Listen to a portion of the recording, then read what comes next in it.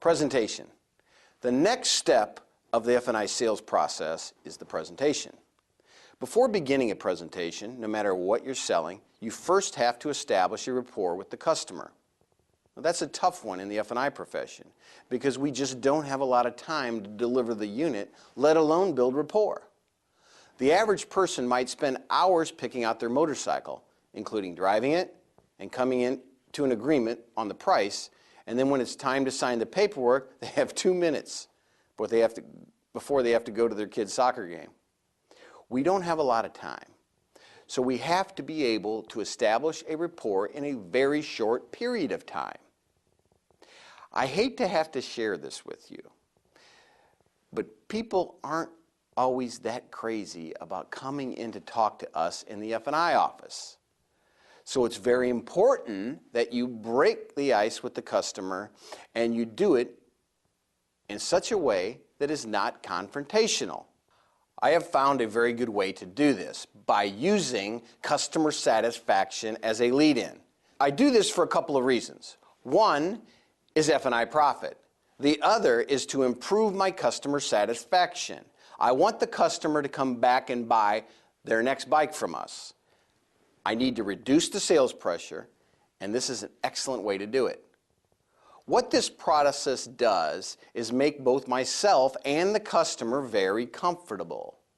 One of the biggest complaints I've had from F&I people, or one of the biggest challenges that they have brought to me is, and this is their words, you know, Ron, it's really difficult to present all the products we have and do it in a way that the customer does not feel uncomfortable.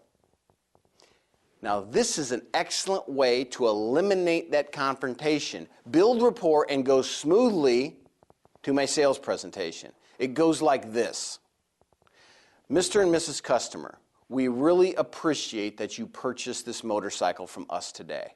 But what's most important is that you come back and buy your next bike from us, and that you'll send in your family and friends, and that you'll use our accessories, parts, and service departments. We have found that whether that happens partly depends on the performance of your bike, but it mostly depends on the process that you went through in buying it. My part of the process is the financial process. When you leave here, I would like for you to be able to say that I was prompt and efficient, that I was concerned for your needs, that I was straightforward with you, but the most important thing that I'd like you to be able to say about your experience is that I have described the financial benefits that are available to you. I just need to take a couple brief minutes of your time to go through with you what those benefits are. May I do that, please? This leads you right into the F&I sales presentation. This is a very good way to break preoccupation. It's in the name of customer satisfaction. So not only does it help us with the F&I profit, but it also helps with customer satisfaction.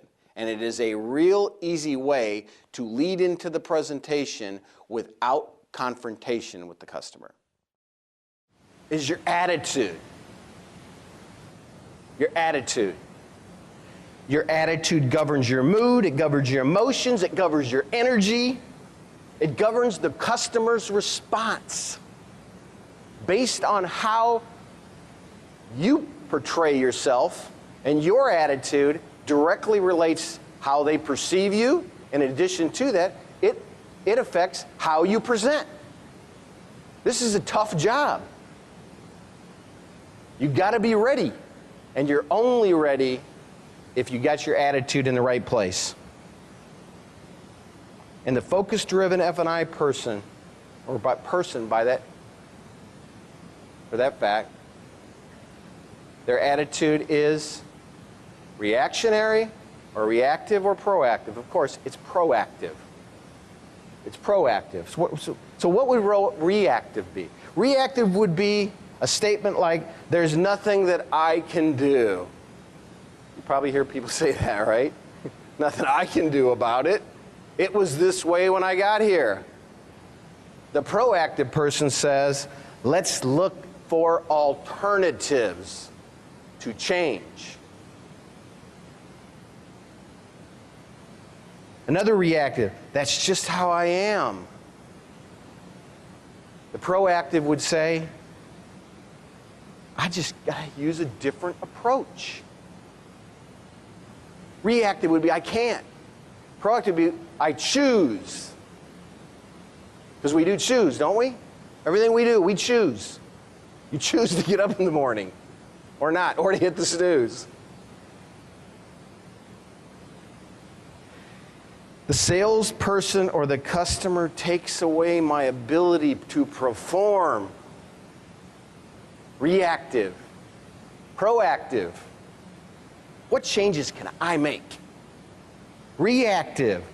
Sales are so bad. That'd be easy to do, wouldn't it? Be easy to say. Proactive says, I have so many turns, and I'm going to make the best out of every single one that I have. Your attitude is important.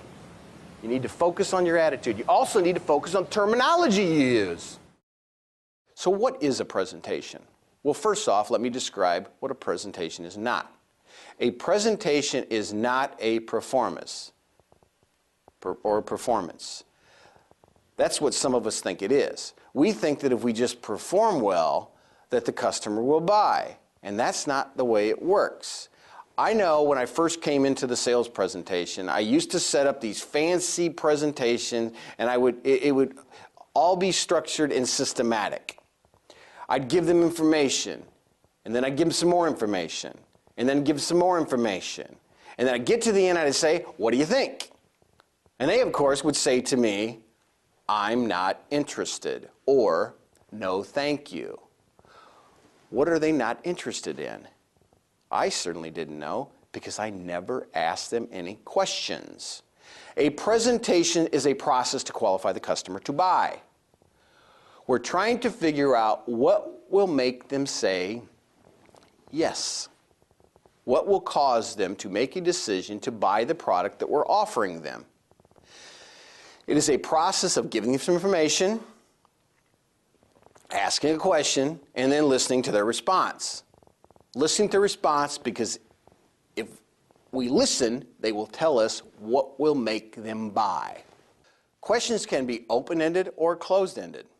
Open-ended questions are designed to get information from the customer, to get them to talk, to get them to tell you what their hot button is.